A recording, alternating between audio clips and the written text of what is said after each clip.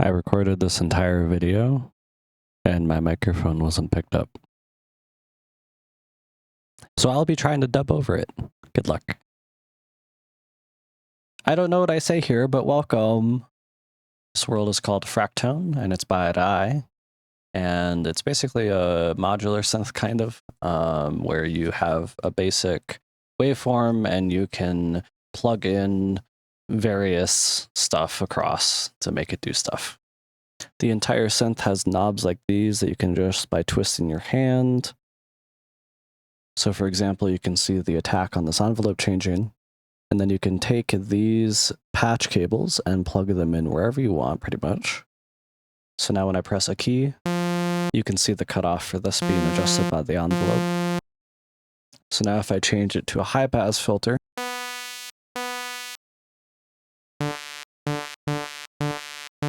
and this is pretty much all there is to it, you're just connecting these pieces together until it sounds good.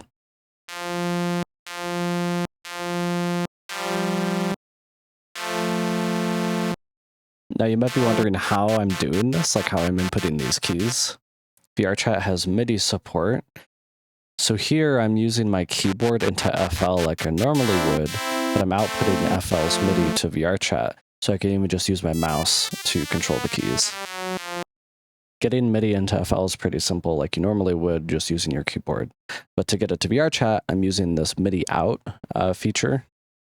I have this configured here with port number 3, and this basically just takes any pattern information and converts it into MIDI on that port. And then over here in my audio settings, I have my VRChat LM on port number 3. And that VRChat LM is actually loop MIDI. And this loop MIDI is a MIDI input that I defined. And as you can see here, when I press on the keys, the data goes up. And then over here in the VRChat properties on Steam, I added this little thing to the end, which is just -- MIDI equals VRChat LM. It's the same one that I defined in loop MIDI over here. In this case, loop MIDI is acting as a generic interface, so that way I never have to change the MIDI device in VRChat, and then I can point whatever MIDI device into loop MIDI as I want. And then over here, this synth has a built-in sequencer. It's basically a tracker. I'm not going to use it though because it's a little bit complicated and people have had issues with it. Now in terms of getting the VRChat synth audio into FL, I'm using the application audio settings. It's found here under the main settings. And I pointed VRChat into, I believe here, it's my mini fuse output. Yep. My mini fuse is an Arteria mini fuse. It just is an ASIO device that has the latency, and I'm using it here as a loopback, kind of like you would with virtual cable. You could use virtual cable for this as well, but I'm just using this since it's convenient for now. So then here on track number 10, you can see if I go over here, I have the mix set as my input. And then in my audio settings, I'm using ASIO for all as my ASIO driver, and this lets me configure any device I want as an input or an output. So you can see mix here as a microphone, and then if I go up, it's wavelength system as my output. And the wavelength system is how I'm hearing FL in my headphones. If I go here in wavelength, you can see that the input is going into my system. And then that system input is going out to my headphones, which I am just directly connected to instead of my headset. Future me here. So I said some more things, but those are unfortunately lost to time. Here I'm just configuring my camera so that way you can see everything as I move around. Thank you to VRChat for making their camera better than it used to be. Hooray. The rest of this is just me screwing around, so enjoy.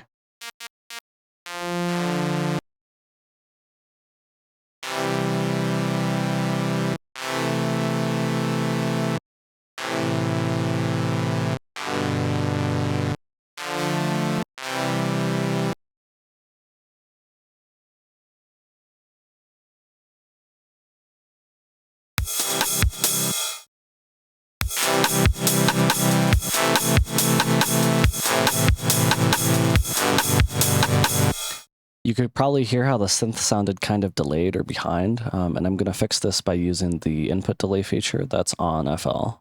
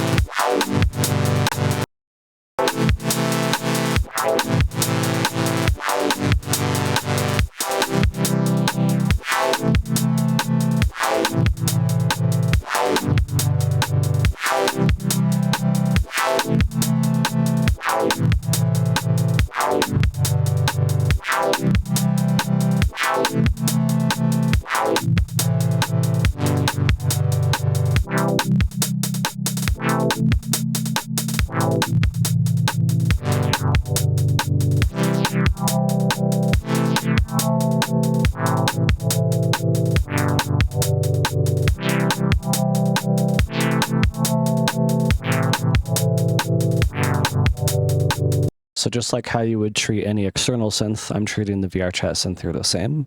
My patterns are going out through MIDI into the synth, and then I'm recording the output of the synth into FL Studio.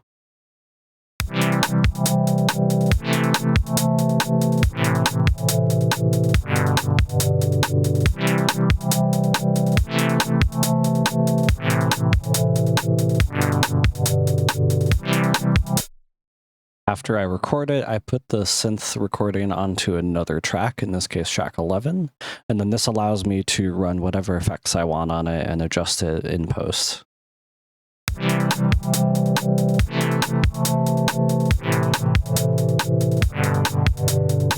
Now that the original recording is on track 11, I can use track 10 to record new stuff.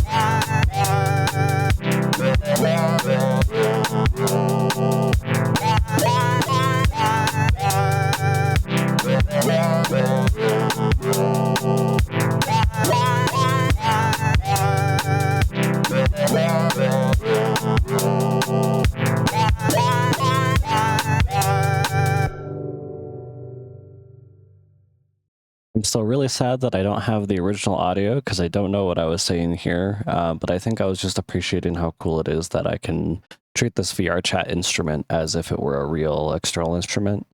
And I think it's definitely something everyone should give a shot because it's very cool to experience something like that where I can physically grab knobs and stuff in the VR space in this way. It's just very cool.